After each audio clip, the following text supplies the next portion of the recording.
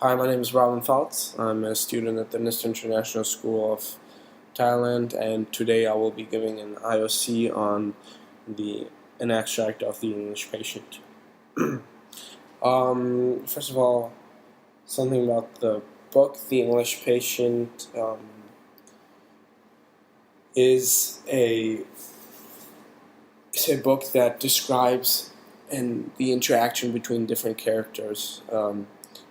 And these characters, through being isolated in a villa in Italy during the time of the Second World War, are forced to interact with each other, and by doing this, finding pieces to their own identity and finding out more about themselves. The extract that lies in front of me in particular is rather located in the beginning of the book. In fact, it is the introduction or the first page of the actual story. And this extract describes or begins with this idea of the setting of the villa, and it describes the surroundings in which the characters Hannah and English Patient in this extract are located in, and describes their first interaction between one another in this entire story. The certain things I would like to focus on is the use of characterization, the use of literal devices by Andace, and the structure of this extract, that all in hand comes together to the main theme of the book, which is identity. First of all, the structure of this extract, it is divided up into, it is bipartite, which means that it's divided up into two sections, and we have a fragmental narrative, which is again a thing that Michael Ondaatje uses throughout the entire novel. Not only do we have these two structural sections, but in fact, in terms of content, we have actually three different pieces to this, which are Hannah's movement and the description of the surroundings, their first encounter, and then actually a dialogue between the two characters. Moving on to the first stanza of this extract, we get this description of Hannah, and we get Michael Ondaatje shows us what her movements, like she stands up in line 1. She has been working and looks into the distance. She has sensed the shift in weather. She turns and moves upwards towards the house. She crosses the loggia. All these descriptions of what she's doing does not only sort of characterize her character by not even letting someone describe her, but also does it describe the mood. For example, she says she sensed a shift in weather.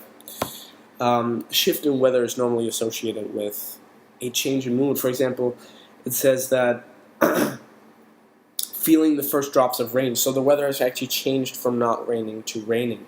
And in my opinion, rain can be interpreted as a rather negative atmosphere, negative mood that we have shifted to. However, then later on, in line 1, 2, 3, 4, in 9, there's another shift in the atmosphere or the mood of this first stanza. She says, in the kitchen, she doesn't pause, but goes through and then climbs the stairs, which are in darkness, and then continues along the hall, at the end of which is a wedge of light from an open door. So we see this movement from darkness to light. That sort of gives us the idea that the mood has changed. And in fact, it does change, because Hannah is now moving towards the room of the English patient. And as it says later on, moving on to the second stanza of this extract, every 4 days she washes his body, blah, blah, blah. So we have this introduction of the actual English patient for the first time.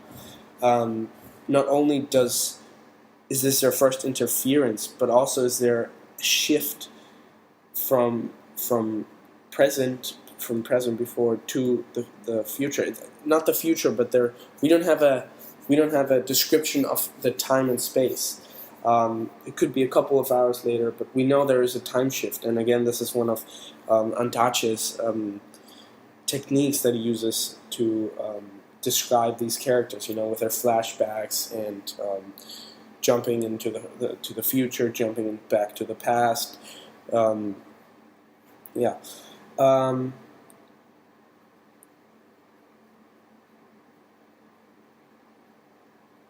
Yeah, we have this introduction of the English patient. We get this idea of what the English patient actually looks like, a very, very strong image of the English patient, because he is described as a person whose body has been burned severely. It gives us this description. For example, in the second line, it says, beginning at the destroyed feet, above the shins the burns are the worst, beyond purple, bone. Again, not only are the pauses here significant that Andace has used to give us this pause after each sentence to sort of force us to imagine what the English patient looks like. I mean, beyond purple, bone. And those are very strong punctuations that Andace uses. And it sort of makes us think of the identity. What happened to this poor man that he looks like this? We also sense that Hannah actually cares a lot for the English patient, because she washes his black body, she wets a washcloth. She has nursed him for months, and she knows the body well, giving us this description of Hannah taking care of the English patient, treating her like as if he was one of her family members, which in fact he isn't. But she also mentions hip bones of Christ. She thinks her despairing saint. Giving the reader this impression that she sees him as maybe a light of hope. Maybe that's what explains the shift in the weather and the shift from darkness to light as well. He symbolizes this light of hope for her, the hip bones of Christ. Or another interpretation could be that she actually sees this her act of taking care of the English patient as something she is meant to do, as she has to take care of him. This is what she was born to do, to take care of the English patient. So there's two different interpretations for that passage in particular. But moving on to the last stanza of this extract, again, we do not actually get a structural change, but the characters actually intervene with each other for the first time. They have this dialogue. So there's a change in structure in terms of the content. So the Hannah and the English patient are actually talking to each other now.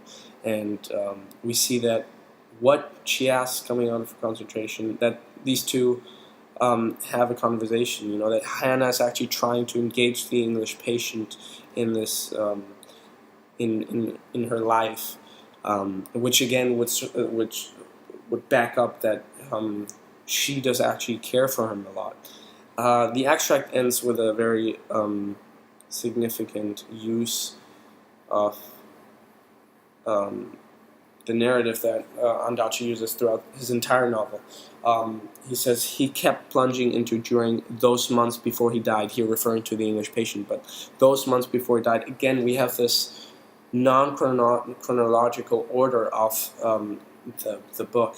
The stories actually jump from the future to the past, and we have this fragmental narrative that is again a part of Andace's style, jumping in from here to there to sort of describe the identity of the characters as well, and find maybe pieces of their puzzles throughout their flashbacks and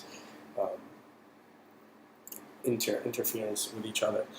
In conclusion, I think this extract is a very important part of the book. Not only is it very important, I mean, it's very significant for the book because it shows how Andace uses the style of the fragmental narrative, the characters interacting with each other to find their own identity, and the characterization he uses, which is the main theme. I mean, identity and characterization, the main theme of the entire novel. So this actually is very significant to the meaning of the entire novel. Thank you very much.